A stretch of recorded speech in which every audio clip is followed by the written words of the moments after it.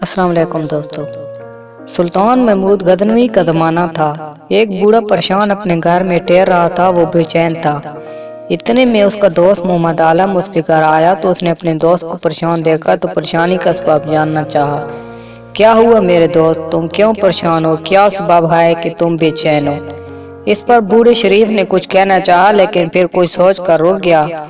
फिर टहलने लगा। क्या बात है, कौन सी परेशानी है? मुझे भी तो बताओ, शायद मैं तुम्हारी कुछ मदद कर सकूं। आलम ने फिर उससे पूछा, बात यह है कि तुम्हें पता होगा ना, मेरी बेटी बहुत खूबसूरत है। कुछ दिन पहले हम जंगल में काम कर रहे थे कि सुल्तान के वजीर खास के बेटे का गुजर यहाँ से हुआ। वो जंगल में शिकार करने आया तो उसने मेरी बेटी को देखा, उसे वो पसंद आ गई। उसने मुझसे कहा कि वो 5 दिन बाद आएगा और मेरी बेटी को ले जाएगा। तब से मैं बहुत परेशान हूँ। उसकी मंगनी चाचाजाद अब्दुल मनान से हो चुकी है। अब मैं उसे शहजादे के हवाले कर दूँ, ये मुमकिन नहीं। मैं शहजादे को कैसे रोकूं, मुझे समझ नहीं आ रहा। शरीफ की आंखों से आंसू गिरने लगे। आलिम ने हमदर्दी से उसके कांधों पर हाथ रखा और बोला, बात वाकई परेशानी की है मेरे दोस्त। क्या तुम सुल्तान के पास दरख्वास्त लेकर गए हो? नहीं, अगर लेकर जाऊं भी तो क्या सुल्तान मुझसे इंसाफ करेगा? और जब सामने उसके वजीर खास का बेटा हो, मुमकिन ही नहीं। बूढ़े शरीफ ने मायूसी से कहा, नहीं तुम मायूस ना हो शरीफ, सुना है सुल्तान बहुत इंसाफ पसंद है। उसने कई गरीब और मस्कीन लोगों से इंसाफ किया है। तुम एक बार आजमा कर देखो, सुल्तान के दरबार तक तुम मेरे वास्ते बहुत जल्द पहुंच जाओगे।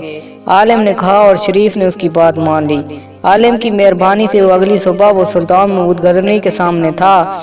जब उसकी बारी आई तो उसने कहना शुरू किया, सुल्तान आली जान की ईमान तू अर्ज करो। शरीफ ने कहा, हमारी एक ही बेटी है, इसकी मंगनी हो चुकी है। बात दरअसल ये है कि कुछ दिन पहले मैं और मेरी बेटी जंगल में काम कर रहे थे कि आपके वजीर खास के बेटे का गुजर, उसको मेरी बेटी पसंद आ गई। उसने कहा कि वो 5 दिन बाद मेरी बेटी को ले जाएगा। अगर मैं ना माना तो वो जबरदस्ती करेगा। आपसे अर्ज है कि हमसे इंसाफ करें और हमें यकीन है कि आप इंसाफ करेंगे। क्या ये सच कह रहा है? सुल्तान के माथे पर तलवार चढ़ी हुई थी। उसने अपने वजीर खास से पूछा तो वो कांपते हुए अपनी जगह से उठा। उसने लरजती हुई आवाज में कहा, जी हुजूर, ये सच कह रहा है। लेकिन सुल्तान, उसकी बात को मुकम्मल होने दीजिए। बैर कहा, सिपाहियों, आज ही इसके बेटे और इसे कैद खाने में डाल दिया जाए। जो कौम की माएँ बेटियों में गलत निगाह डाले वो हमारे खैर ख्वाह कभी नहीं हो सकते। ऐसी जगह कैद खाना है। सुल्तान का चेहरा सुल्तानी जादू जलाल से दमक रहा था। बूढ़े शरीफ ने शुक्रगुजारी से सुल्तान की तरफ देखा। उसकी आंखों से खुशी से एक आंसू गिर पड़ा। काश हमारे मुल्क में भी ऐसे हुक्मरान आ जाएं और गरीबों को इंसाफ मिल जाए। वस्सलाम।